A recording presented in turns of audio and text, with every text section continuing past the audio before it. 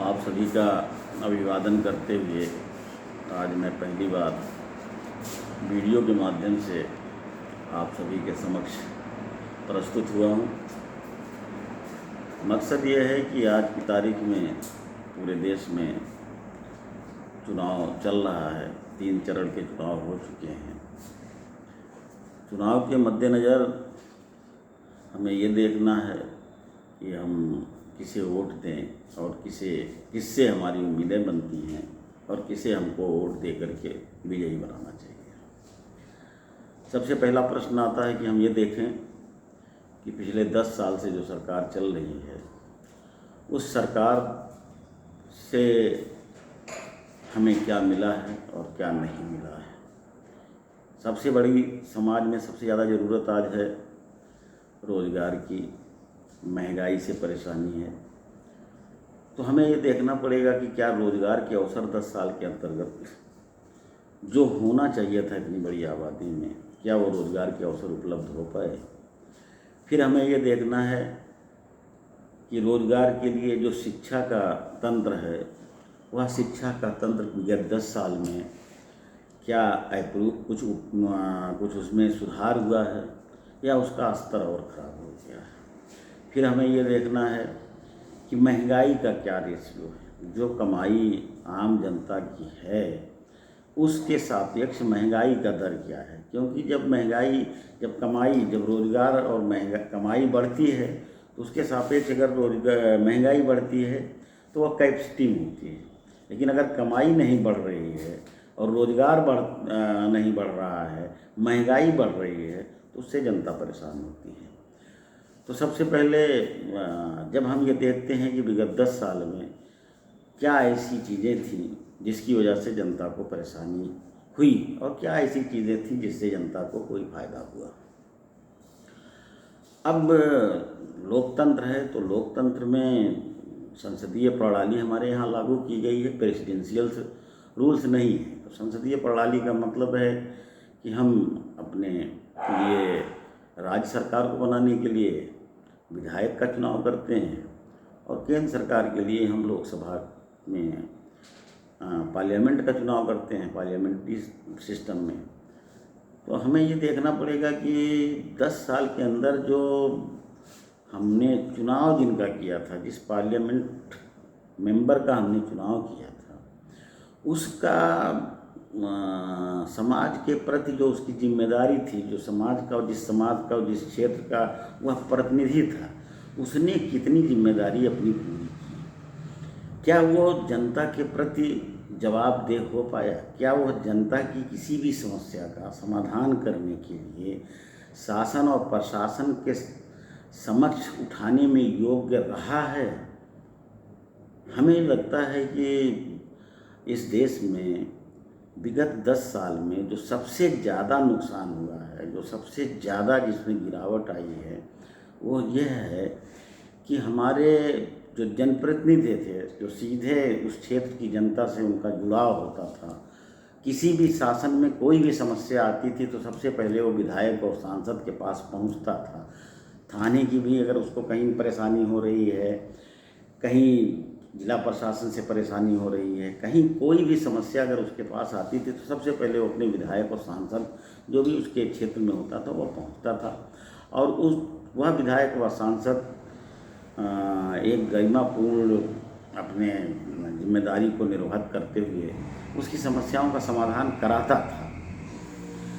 लेकिन विगत 10 साल में जो सबसे बड़ी गिरावट आई है कि कोई भी जो सत्ताधारी दल का सांसद या विधायक है वो जनता के साथ जुड़ करके जुड़ाव नहीं महसूस हो पा रहा है। जनता के साथ जुड़ करके जनता की समस्याएं जो हैं वो नहीं उसका समाधान करा पा रहा है। वो अपने को योग्य नहीं पाता है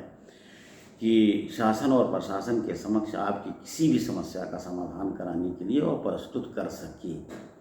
यह सबसे बड़ा गिरावट है और इस गिरावट के लिए सीधे सीधे हम ये जिम्मेदार मानते हैं कि जिस स्थिति में, जिस व्यवस्था के तहत, जिस सोच के तहत सारी शक्तियों को केंद्रीकृत किया गया है एक जगह पर, एक हाथ में, दो हाथ में।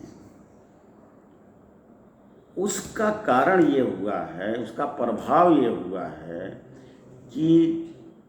हमारा सांसद, हमारा प्रतिनिधि, हमारा विधायक, हमारा जनप्रतिनिधि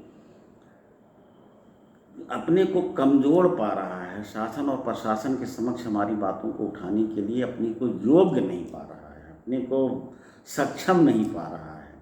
ये लोकतंत्र की, ये संसदीय प्रणाली में जो हमारा लोकतंत्र है, ये इसका सबसे बड़ा घातक परिणाम है। अब हम देखते हैं कि 10 साल में एक चीज़ ये हुई कि हमारा जनप्रतिनिधि जो था वह कमज़ोर हुआ, तो लोकतंत्र कमज़ोर हुआ। अब हम देख रहे हैं कि 10 साल में जो रोज़गार के अवसर मिलने चाहिए वो नहीं मिले। हम 10 साल की बात कहें कि तो जैसे हम लोग अपने सिस्टम में जब देखते हैं तो सबसे पहले रोज़गार का मतलब ये होता है कि आम तौर पर लोग सरकारी नौकरियों की तरफ निगाह करते हैं, सरकारी नौकरियों से अपेक्षा करते हैं कि सरकारी नौकरियां उन्हें मिल जाएंगी। बहुत ज़्यादा समय से धीरे धीरे सरकारी नौकरियों पर भर्ती की प्रक्रिया को या तो विलंबित किया गया है या तो विलंबित करने का प्रयास किया गया है। आज जब एक राजनीतिक सोच ये तथ्य लेकर के सामने आती है कि लगभग 30 लाख सरकारी नौकरियां केंद्र सरकार के कार्यालयों में, विभिन्न प्रतिष्ठानों में रिक्त हैं, उनको हम भरेंगे, तो हम ये सोचते हैं कि क्या ये 30 लाख की नौकरियां रेगुलर भरी नहीं जानी चाहिए थी? अगर जिन लोगों ने 10 साल में इसको भरने का प्रयास नहीं किया तो निश्चित रूप से वो आगे भरने का प्रयास नहीं करेंगे। फिर हम ये देखते हैं कि जो शिक्षा की व्यवस्था हमारी है, वह शिक्षा की व्यवस्था पूरी तरह से 2 भागों में बंट गई है। एक महंगी शिक्षा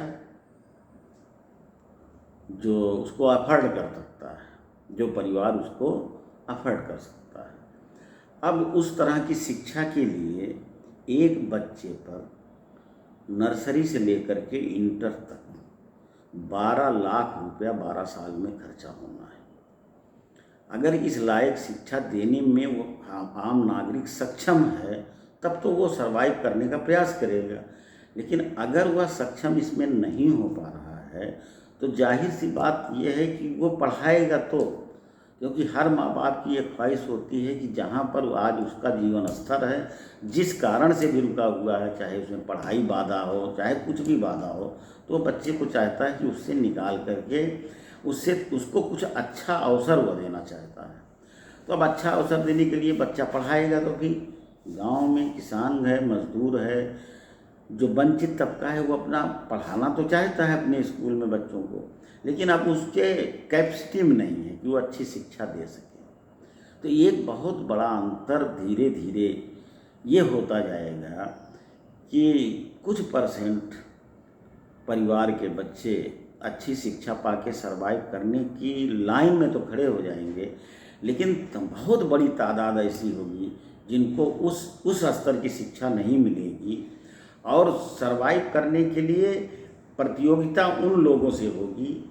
जो उस तरह के स्कूल में से पढ़ कर के आए हैं। तब हम ये सोचते हैं कि एक बहुत बड़ी विसंगति है। क्या इस पे कोई ऐसी पार्टी, राजनीतिक दल ये सोचता है कि गांव के किसान हों, मजदूर हों, वंचित तबका, उनके बच्चों की पढ़ाई के लिए क्या कोई सिस्टम बनाया जा सकता है? तो मेरा ये विचार था कि जैसे जवाहर नवोदय विद्यालय जो खुला था 1994 में राजीव गांधी में, इतना समय बीत गया, 1994 से आज 2024 चल रहा है, 40 साल। अब इस 40 साल में क्या, जब ये देखा गया कि जवाहर नवोदय विद्यालय का जो रिस्पांस है वो अच्छा है, बेहतर है, बहुत अच्छा है, तो क्या राजनीतिक दल को ये नहीं चाहिए था कि इसका विस्तार करें, जिला स्तर से उसको ब्लॉक स्तर पर ले आए, तहसील स्तर पर ले आए, उसकी तादाद बढ़ाए, या जितने भी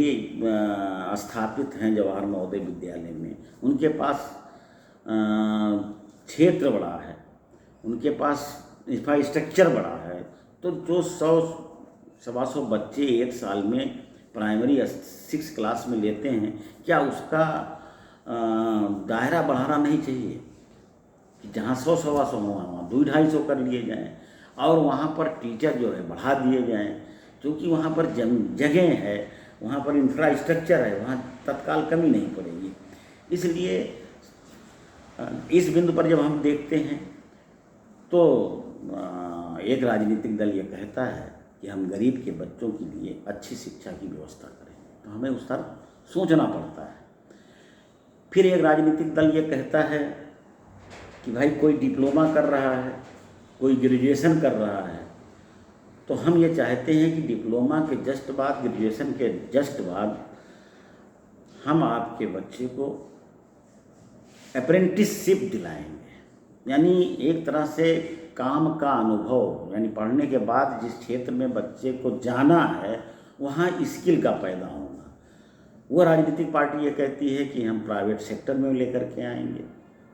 हम पब्लिक सेक्टर में लेकर के आएंगे, हम सरकारी विभागों में लेकर के आएंगे, और इस दौरान उसको हम हर महीने 8,500 रुपये के हिसाब से 1 लाख रुपया देंगे। फिर एक राजनीतिक दल कहता है कि हम जो गरीब महिलाएं हैं उन महिलाओं को जीवन यापन के लिए, परिवार की एक परिवार में एक महिला को जीवन यापन के लिए, अच्छी सरवाइव करने के लिए 8,500 के हिसाब से 1 लाख रुपया साल का देने जा रही है, देने का वो वचन दे रही है। फिर हम ये देख रहे हैं कि एक राजनीतिक पार्टी ये कह रही है कि किसानों की उपज का हम MSP की गारंटी वाला कानून ले आएंगे। फिर एक वही राजनीतिक दल यह भी कहता है कि किसानों के ऋण माफ़ी या छोटे स्तर के जो उद्योग धंधे हैं, अगर वो ऋण लेकर के अपना काम कर रहे हैं और डिफ़ाल्टर हो जाते हैं, वो नहीं दे पाते हैं, तो उसको माफ़ करने की व्यवस्था जिस तरह से मतलब उद्योग घरानों के लिए, जिस तरह से कॉर्पोरेट्स के लिए है, उस तरह से गरीब, किसान और छात्र, ये तीनों के लिए एक आयोग बनाया जाए जो निरंतर इस बात पर रखे ध्यान कि कहाँ पर किसका ऋण जो है उसके परिवार पर भारी होने जा रहा है, उसको वह माफ़ करे। तो इन सब चीज़ों को जब हम देखते हैं और दूसरी पार्टी की तरफ हम देखते हैं जो आज सत्ता में है, वो कोई नई बात नहीं करने जा रही है, वो कुछ भी ऐसी बात नहीं कर रही है कि जो हम भविष्य की तरफ ये देख पाएँ कि इस पार्टी का आखिर अगला 5 साल का टर्म जो है, जहाँ जिसके लिए वो चाह रही कि हमको अगला 5 साल चाहिए, तो वह 5 साल में वो क्या करना चाहती है। वह कोई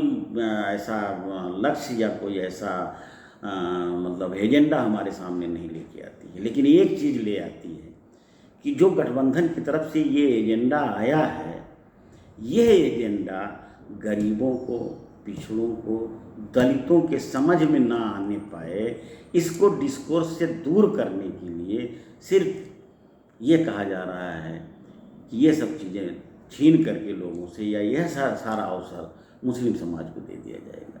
कैसे ये संभव हो सकता है, हम नहीं जानते हैं। जब जमींदारी एवेलेशन एक्ट 1950 लागू हुआ, जब सीलिंग एक्ट 1960 लागू हुआ, जमींदारी टूटने के बाद और सीलिंग एक्ट लागू होने के बाद जो सरप्लस ज़मीनें थीं वो किसको दी गई।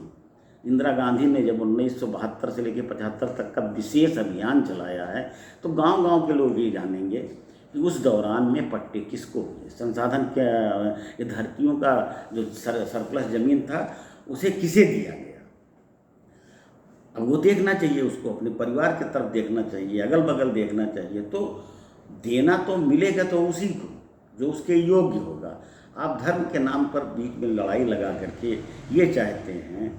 कि धर्म के नाम पर दूसरे धर्म के मानने वालों को डरा दिया जाए। ऐसा अगर आज 80 साल में नहीं हुआ, 70 साल में नहीं हुआ, तो आज कैसे हो जाएगा। 70 साल जब समाज में आज भाषण देते समय किसी रैली में कोई भी नेता जाकर के बोल दे, किसी के बारे में कोई भीड़ा फैला दे 1 घंटा के लिए, 4 घंटा के लिए एक रैली कर दे, लेकिन वह समाज वहाँ से उस रैली से, वह सभा स्थल से जब वापस जाता है तो उसी समाज में फिर रहता है जहाँ सभी लोग रहते हैं।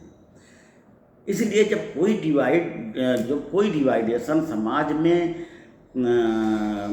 घरेलू स्तर पर नहीं है, गांव स्तर पर नहीं है, शहर स्तर पर नहीं है, तब बताइए एक राजनीतिक पार्टी ये सोचती है कि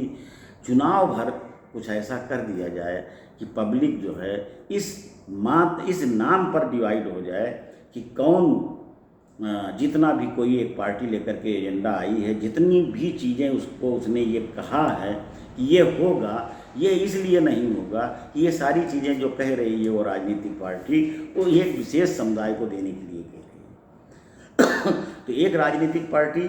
जो अभी सत्ता में नहीं है वो तमाम उन चीज़ों को लेकर के जो आज तक किसी को मिलनी चाहिए थी नहीं मिल पा रही है,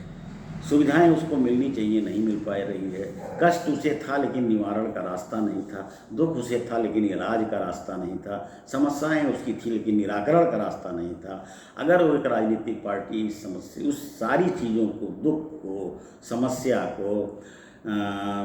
गरीबी को, बेरोजगारी को, इसके निराकरण का अगर कोई फार्मूला लेकर के आती है तो एक बार तो हम लोगों को देखने का हक बनता है, टेस्ट करना पड़ता है, टेस्ट करने का हक बनता है, उसकी तरफ हमें देखने की ज़रूरत है। इसलिए मेरा निवेदन है कि गठबंधन जहाँ भी लड़ रहा है उसके उम्मीदवार को आप सभी लोग इस नाम पर, इस बात पर कि हमारे भविष्य का प्रश्न है, 10 साल हम देख चुके हैं, आगे भी हमें भविष्य देखना है। तो अगर हमें ये लगता है कि इस गठबंधन का जो एजेंडा, कांग्रेस ने जो अपना एजेंडा 5 न्याय और 25 गारंटी प्रस्तुत किया है, हम उसको एक बार टेस्ट करना चाहते हैं। हम ये भी जानना चाहते हैं कि एक राजनीतिक पार्टी जब ये कहती है कि सब कुछ एक राजनीतिक पार्टी जो अपने एजेंडे में लेके आई है किसी एक विशेष समुदाय को दे देगी, कि इसका भी हम ट्रायल लेना चाहते हैं, उस झूठ का भी पर्दाफाश होना चाहिए जो समाज में फैलाया जाता है। और वह जितना, ये सिर्फ एक वोट की राजनीति है, एक महीना 2 महीने का ये कार्यक्रम है। इसी 1-2 महीने के कार्यक्रम में हम ऐसा समाज में विभाजन क्यों पैदा करना चाहते हैं जो समाज के लिए अच्छा नहीं है? ये अच्छी बात नहीं है और सकारात्मक रूप से लेना चाहिए। जो योग्य होगा वही सर्वाइव करेगा, जो योग्य नहीं होगा वो सर्वाइव नहीं कर पाएगा, किसी भी तरह से नहीं कर पाएगा। तो सबको योग्य बनने की ज़रूरत है, अच्छी शिक्षा की ज़रूरत है, अच्छी स्किल की ज़रूरत है। तो जो सरकार का ये एजेंडा, ये ग्रेजुएशन के बाद या डिप्लोमा के बाद, ये एक क्रांतिकारी कदम है। ये अपॉर्चुनिटी थी तो, लेकिन सबके लिए नहीं थी, कुछ खास लोगों के लिए थी। आज जब सरकार ये सबके लिए इस अपॉर्चुनिटी को लेकर के आई है तो हम सबका धर्म ये बनता है कि जात पात, धर्म, विभाग, इन सब से उठ करके अगले 5 साल से अपने भविष्य के लिए, समग्र विकास के लिए, क्योंकि मेरा ये मानना है, मैं यथार्थ न्याय का, जो न्याय की बात हो रही है, ये न्याय एक चीज़ है जो किताबों में लिखी जाती है, जो अदालतों और कचहरियों में न्याय की बातें होती हैं, बहस होती है, पर यथार्थ न्याय क्या है? सच, रियल यथार्थ न्याय यही है कि कांग्रेस की या गठबंधन का जो ये 5 न्याय और 25 गारंटी है, यथार्थ रूप में इसको पाने के लिए हम कांग्रेस पार्टी का साथ दें, गठबंधन का साथ दें और अगले 5 साल के लिए एक उम्मीद का साल, अगला 5 साल एक उम्मीद का 5 साल हमारा होना चाहिए। यही हमारी एक इच्छा है। धन्यवाद।